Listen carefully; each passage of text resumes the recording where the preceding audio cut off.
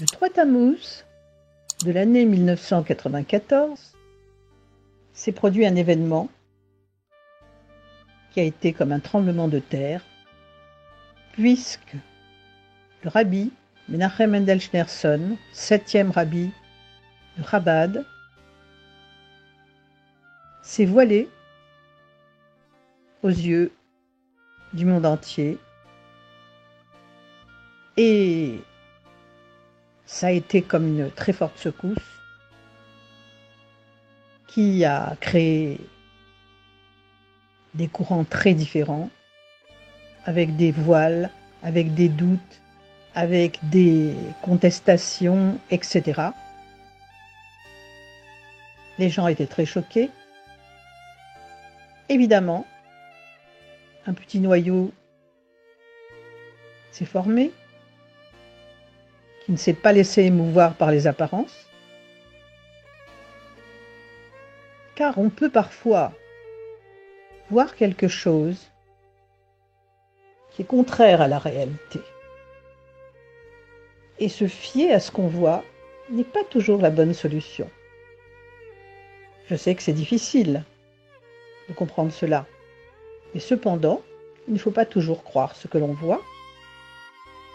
Et donc je disais qu'il s'est formé un petit noyau de gens qui ont toujours dit que le rabbi, bien qu'on ne le voie pas, était toujours présent et dirigeait le monde, juif, dirigeait son peuple, comme Moshe Rabbeinu a toujours dirigé son peuple, comme chaque rabbi dans chaque génération a dirigé son peuple, et que lui en particulier ne pouvait pas avoir disparu, puisqu'il devait conduire le peuple à la Géoula, à la rédemption définitive, et ramener les exilés des 4 coins d'Israël et reconstruire le temple à sa place, à Jérusalem, reconstruite. Évidemment, cela défie les lois de la nature. Mais entre la nature et la surnature, il n'y a qu'une mince fil que nous ne voyons pas. Et en fait, les mondes d'en haut et les mondes d'en bas sont liés.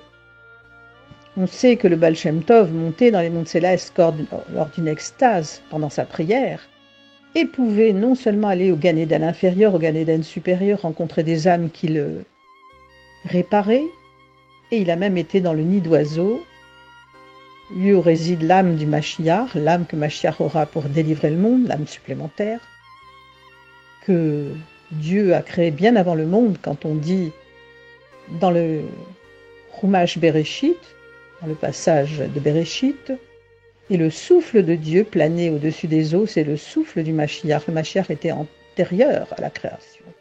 Et Dieu lui donnera cette âme supplémentaire quand il aura besoin de délivrer le peuple juif et de l'emmener en Terre Sainte.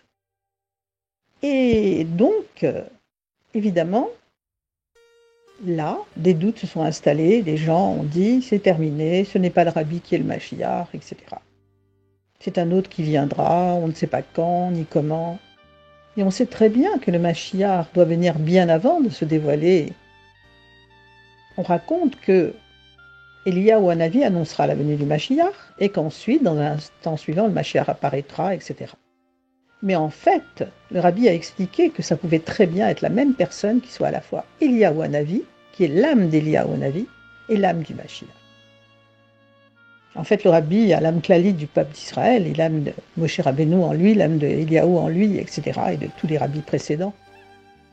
Et nous avons chacun une étincelle de Mashiach en nous, puisque toutes les âmes sont connectées les unes aux autres, et au Mashiach qui englobe toutes les âmes d'Israël, comme le faisait Moïse et comme le faisait Adam Arishon.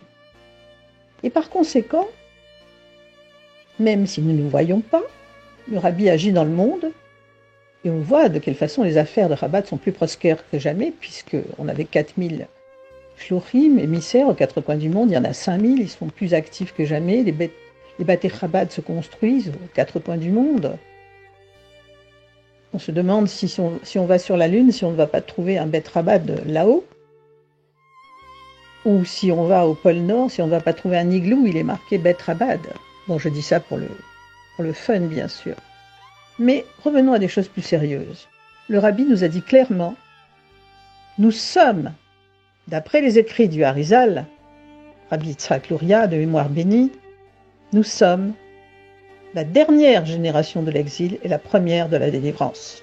Et quand le rabbi annonce quelque chose, lui qui est le prophète de notre temps, le plus grand prophète de notre temps, qui a fait des dizaines de prophéties, toutes réalisées, en particulier la chute de l'URSS, la guerre du Golfe, les guerres de Kippour qui se termineraient bien, etc., qu'il n'y aurait pas de scud, qui ferait du mal à Israël pendant la guerre avec Saddam Hussein, et qu'il n'y aurait pas d'alerte chimique, etc., etc. Quand le plus grand prophète de notre temps nous dit quelque chose, évidemment, nous devons le croire, puisqu'il a le Ruach HaKodesh, c'est-à-dire l'esprit prophétique. Et si le rabbi nous a dit cela, c'est que c'est vrai, et que ça se réalisera tôt ou tard. Nous préférons tôt que tard, bien entendu. Par conséquent, le rabbi agit toujours dans le monde en tant que Mashiach. Même s'il n'est pas dévoilé, il est quand même le Mashiach qui agit dans le monde et qui continue à faire le travail que Dieu lui a imparti. Puisque la venue de Mashiach dans le monde est là tout le but ultime de la création pour que Dieu ait une demeure ici-bas et règne sur le monde entier, et que tout le monde loue son nom, et que tout genou ploie devant lui, et que tout le monde vienne lui offrir des présents dans le temple, le troisième temple, qui sera des mains de Dieu reconstruit et qui sera éternel, en Terre Sainte. Et toute la terre deviendra la Terre Sainte, pas seulement Israël, la terre entière qui aura été raffinée grâce aux actions du Mashiach et de ses émissaires, la terre entière deviendra la Terre Sainte. À ce moment-là, Jérusalem sera le Saint des Saints, le temple, et Israël sera la capitale du monde. Mais revenons à des choses plus concrètes maintenant. Qu'est-ce qui montre que le rabbi est toujours présent parmi nous, mis à part le fait que nous avons une émouna à toute épreuve et que nous voyons bien ce qui se passe, et nous voyons bien quand nous demandons, par le biais des Igrot Kodesh, une bénédiction au rabbi pour que telle et telle chose se passe ou s'arrange, nous voyons bien que le rabbi agit dans le monde plus que jamais. Il est l'envoyé de Dieu, et comme il l'a dit lui-même, je ne suis qu'une courroie de transmission entre Dieu et vous, le peuple juif, et le monde en général. Et le rabbi n'était pas, et n'est pas que le rabbi du peuple juif, il est le Mashiach du monde entier. Il recevait toutes les nations, il donnait des bénédictions à toute personne, sans distinction de religion, de race ou de couleur de peau, peu importe. La reine d'Angleterre lui a envoyé ses vœux pour son anniversaire. Et des tas de dirigeants de nations aussi. Et il était toujours là pour conseiller avec sagesse et avec vraiment quelque chose qui dépasse l'intellect. Il voyait loin, il voyait grand et il savait exactement quoi répondre à la personne en face de lui. D'ailleurs, la personne qui venait devant le rabbi, quelquefois était timide, n'osait pas parler, était troublée, impressionnée et n'arrivait pas à formuler sa demande, mais le rabbi lui répondait point par point à ce qu'elle demandait sans même entendre la question. On raconte d'ailleurs qu'un jeune homme était rentré, il y a beaucoup d'histoires comme celle-là, un jeune homme était rentré avec une liste de 10 questions, sachant que le rabbi était éminemment érudit dans toutes les parties de la Torah, évidemment. Il en a profité pour poser 10 questions difficiles au rabbi. Et il avait prévu un papier blanc avec un stylo dans sa poche pour, en sortant de chez le rabbi, noter toutes les réponses aux questions pour ne pas les oublier. Il est rentré, il a posé la première question. Il avait tendu d'abord son papier avec les questions au rabbi, bien sûr, le rabbi a pris le papier, c'était la coutume, et lui, il connaissait ses questions, il a commencé à poser la première question. Le rabbi a répondu, il était très ému, c'était une réponse parfaite. La deuxième, et au bout de la deuxième, il n'arrivait plus à parler tellement il était troublé. Et le rabbi a répondu à la troisième, à la quatrième, à la cinquième, jusqu'à la 10e. L'homme, très content, a reçu le dollar du rabbi, est sorti, il s'est dit, je vais prendre mon petit papier blanc et je vais noter les réponses merveilleuses que m'a donné le rabbi. Et là, au stupeur, il ne trouve pas le papier blanc qui était dans sa poche, mais à la place, il trouve le papier avec les 10 questions qu'il croyait avoir données au rabbi, et en fait, il lui avait donné le papier blanc. Et le rabbi avait répondu à toutes ces questions. Il y a plein d'anecdotes dans ce genre, mais peu importe, cela montre simplement que nous avons vraiment un Mashiach à notre tête qui, bien que non dévoilé à l'heure actuelle, comme Moshe Rabbeinu qui s'était caché au peuple juif pendant assez longtemps à Midian et est revenu ensuite délivrer le peuple sur l'ordre de Dieu, le Mashiach se voile puis se dévoilera, nous laissant faire une partie du travail et nous nous rendons comme des enfants qui nous reposions trop sur nos parents, sur notre papa en quelque sorte, et qui maintenant sont obligés de se débrouiller tout seuls. Et par conséquent, j'aimerais noter les principales choses, il y en a sûrement beaucoup d'autres, mais enfin celles qui sont parvenues jusqu'à moi, qui montrent combien le rabbi est présent et existant, en attendant que tout le monde puisse le voir. Donc, il se trouve que j'ai des connaissances et des amis, et même parfois des gens que je connais pas du tout, mais qui viennent vers moi dans une soirée, etc., qui sont venus lors d'un cours chez mon Rav, et ont eu envie de me raconter ce qu'ils avaient, une histoire à propos du rabbi. Moi, je suis très friande de ces choses-là, donc je les ai écoutées. La première personne était une femme, c'était il y a une quinzaine d'années ou un peu plus, qui s'appelait Sarah, qui était séfarade, qui n'était pas du tout rabbade, mais qui était là parce qu'elle aimait les cours de Chassidut.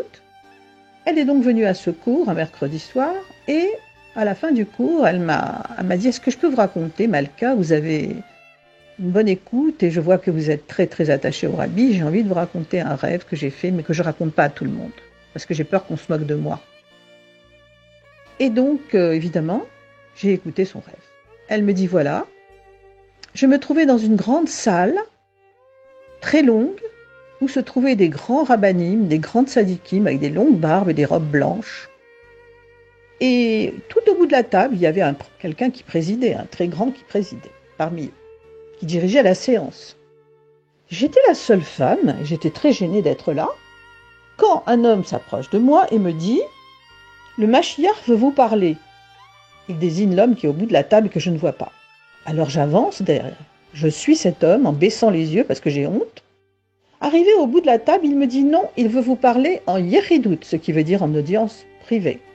Et il me fait rentrer dans une pièce en me disant que le Mashiach va arriver. J'entends la porte de la pièce qui s'ouvre, le Mashiach rentre. Moi, je n'ose même pas lever les yeux, tellement j'ai honte, dit-elle. Et elle entend la voix de l'homme, du Mashiach, qui lui dit « Relevez la tête, vous ne devez pas avoir peur. » Elle relève la tête. Elle voit devant elle le rabbi jeune, avec ses yeux bleus, avec sa barbe grisonnante et puis le talit sur la tête, qui lui dit en souriant « Je suis le rabbi roi Mashiach. Et n'ayez pas peur, allez dire partout que désormais, vous ne devez plus jamais avoir peur. » J'ai compris que ce message s'adressait à tout le peuple d'Israël qui ne doit plus avoir peur, qui a subi beaucoup de souffrances, beaucoup de tribulations, dont la plus forte a été la Shoah, et qui maintenant ne doit plus avoir peur et trembler devant les nations, car maintenant, l'heure de sa délivrance est arrivée. D'ailleurs, ce qui est remarquable, c'est que d'après les écrits de Rabbi Yitzhak Luria, le Harizal, le rabbi nous l'a affirmé, nous sommes la dernière génération de l'exil et la première de la Géoula, et en outre, nous serions la réincarnation de la génération qui a quitté l'Égypte, celle de Moïse, Aaron, Myriam, etc. En effet, dans la Torah, le début et la fin sont toujours liés. Et le dernier libérateur est aussi le premier libérateur, c'est-à-dire que le rabbi a l'âme du premier libérateur, Moshe Rabbeinu, Moïse. Alors, après ce rêve de Sarah qui m'a été raconté, donc il y a plus de 15 ans, une autre Sarah qui, elle, était une élève fidèle du cours de Chassidut, une personne très sage et très timide, qui parle peu, a eu le courage une fois de venir me voir en me disant « Malka, je sais que toi, tu racontes bien les histoires. J'ai fait un rêve, mais je veux pas qu'on se moque de moi. Et d'ailleurs, je sais pas raconter, alors je te le raconte et tu le répéteras devant toutes les femmes du cours. » Effectivement, ce rêve n'était pas très long, mais très significatif. Elle raconte « J'étais dans mon pavillon. Je sortais de chez moi pour aller dans le jardin. Je m'approche du portillon pour sortir dehors. Et en ouvrant le portillon, je me trouve nez à nez avec le rabbi qui me sourit. Et moi, j'ai très peur, alors je recule dans mon jardin. Je recule, parce qu'on dit qu'on ne doit pas donner le dos à la Torah, et le rabbi représente un peu la Torah de Dieu. Et donc, je recule, et le rabbi me dit « N'ayez pas peur, je suis le rabbi Melech HaMashiach, et allez dire à tout le monde que je suis vivant et parmi vous, vivant et parmi vous. » Et je me suis réveillée en répétant ce mot. Effectivement, un très beau rêve, comme vous le voyez. Et cela ne s'arrête pas là. Il y a une histoire plus récente, qui, elle, n'est pas l'objet d'un rêve. C'est l'histoire d'une dame qui s'appelle Gabrielle. Je ne me rappelle plus le nom de famille, je crois que c'était quelque chose comme Rosenberg, ou je ne me rappelle plus. Qui vivait à Londres. Et cette histoire s'est passée en 2017, donc beaucoup plus près de nous. Il y a donc 6 ans, quoi. Et cette femme avait une crise cardiaque la nuit, elle a eu un malaise, elle a réveillé son mari, elle lui a dit « je ne me sens pas bien, je ne me sens pas bien » et elle est tombée dans un coma. Il a eu le temps d'appeler au secours, l'ambulance l'a emmenée à l'hôpital, en cardiologie, on s'est aperçu qu'elle a eu une crise cardiaque très forte et elle a failli y passer, qu'elle était en danger, qu'on ne savait même pas si elle s'en remettrait. Et les cardiologues se sont concertés, on dit « je sais pas, on va tenter peut-être une opération, on n'est pas sûr du tout que ça réussisse. On a peu de chances de survie. » Le mari, complètement éploré, ne fait ni une ni deux. Lui, il se dit on va passer par la voie de la spiritualité. Non, les médecins, ils font ce qu'ils ont à faire, mais nous, on doit prier. Nous sommes des juifs, nous sommes croyants, descendants de croyants. Il va donc téléphoner à la radio de Londres et fait un appel à la communauté juive pour prier pour sa femme. Il dit son nom, Gabrielle, Bat, le nom de sa mère, en disant que c'est très grave, qu'il faut prier beaucoup, beaucoup pour elle, faire des Télim, les psaumes de David. Après avoir fait cela, il retourne dans la chambre de sa femme en attendant l'équipe médicale pour voir ce qui va se passer. Il arrive devant la chambre de sa femme, il ouvre la porte. Elle, d'habitude, elle est dans le coma avec tous les monitorings et les fils, etc., le respirateur artificiel. Il rentre dans la chambre de sa femme et, ô surprise, il voit Gabrielle assise sur le lit, souriante, qui lui dit « Enlève-moi tous ces fils, je n'ai besoin de rien, je me porte très bien. » Le mari a failli tomber à la renverse. L'équipe médicale arrive, ne comprend rien. Quoi, elle était à l'article de la mort et la voilà souriante et en parfaite santé. Elle raconte. Quand j'ai eu cette crise cardiaque, je suis tombée dans le coma et mon âme a quitté mon corps. Je me suis élevée très haut, très haut, très haut, très haut dans le ciel, jusqu'à arriver dans une grande salle. Et dans cette grande salle, il y avait beaucoup de rabbanim, beaucoup de grandes sadikim, et trôné au bout de la table, le rabbi, avec son talit sur la tête, ses yeux bleus, sa barbe. Il m'a souri et m'a dit « Gabrielle, ton temps n'est pas venu, tu vas redescendre, mais tu as un message à donner au monde entier, et en particulier au peuple juif. Tu vas aller leur dire que David, Melech Israël, Chai Vekayam, le roi David est vivant et existant. Et moi, le rabbi, roi Mashiach, je suis vivant et existant, vivant et existant, vivant et existant. » Et c'est ces mots que Gabrielle, en revenant à elle, prononçait et a communiqué. Voilà. Ceci, évidemment, nous donne déjà un avant-goût de tout ce qui se passe autour de nous. Chacun peut se faire une idée, chacun peut croire ce qu'il veut, mais ce qui est sûr que le rabbi a dit, c'est que la Géoula est en route, que rien ne pourra l'arrêter, que le processus de délivrance a déjà commencé. Et il l'a dit à CNN quand il a été interrogé par un journaliste des Nations qui lui demandait « Rabbi, que faut-il faire pour faire venir le Mashiach ?» Il a dit « Il faut augmenter les actes de bonté et de charité et le Mashiach viendra. » Alors continuons à faire ces actes de bonté et de charité et bientôt nous serons délivrés et le temple sera reconstruit à Jérusalem, à Benouya. Amen, qu'il en soit ainsi.